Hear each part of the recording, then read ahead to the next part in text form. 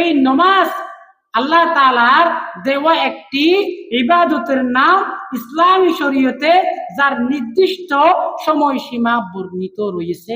এই নামাজ প্রত্যেক মুসলমানের উপর ফরজ করা হয়েছে।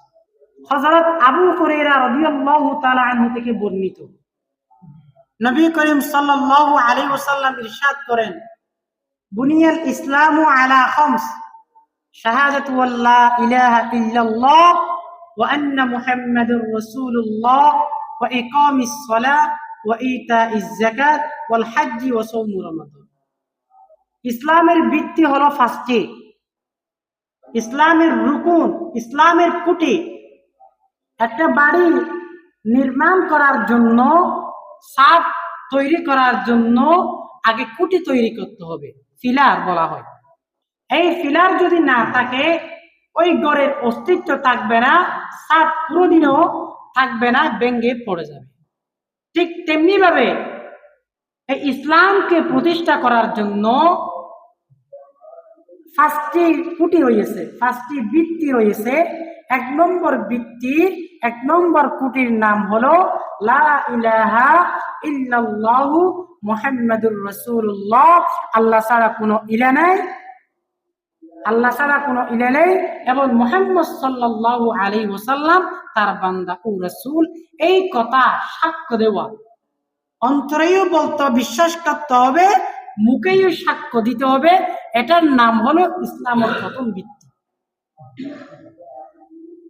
যার থেকে প্রথম ভিত্তি থাকবে না, সে যদি নামাজ আদায় করে সারা বছর, তার নামাজ কোনোদিন আদায় হবে না, কবুল হবে না, কারণ তার ঈমান নেই। দ্বিতীয় নম্বর ভিত্তির নাম হলো সালাত, যেটাকে আমরা বলি নামাজ। এই নামাজ হলো ইসলামের দ্বিতীয় ভিত্তি। কালিমার পর, আল্লাহ সাক্ষী দেওয়ার পর, নবীকে রাসূল হিসাবে মানার পর এই দ্বিতীয় রুকুন রয়েছে, সেই রুকুন হলো নামাজ। এই নামাজ আল্লাহ তাআলার দেওয়া একটি ইবাদতের নাম ইসলামী শরীয়তে, যার নির্দিষ্ট সময়সীমা বর্ণিত রয়েছে। এই নামাজ প্রত্যেক মুসলমানের উপর ফরজ করা হয়েছে।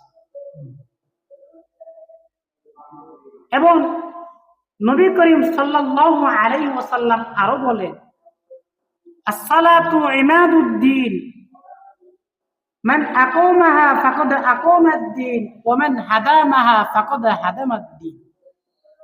নামাজ হলো দ্বীনের খুঁটি। যে নামাজ প্রতিষ্ঠা করলো, সে তার ধর্ম এবং দ্বীনকে প্রতিষ্ঠা করলো। যে নামাজকে বিনষ্ট করে ফেললো, সে তার ধর্মকে বিনষ্ট করলো, তার দ্বীনকে বিনষ্ট করলো। সুতরাং যারা নামাজ পড়বে না, তারা দ্বীন থেকে দূরে চলে যাবে।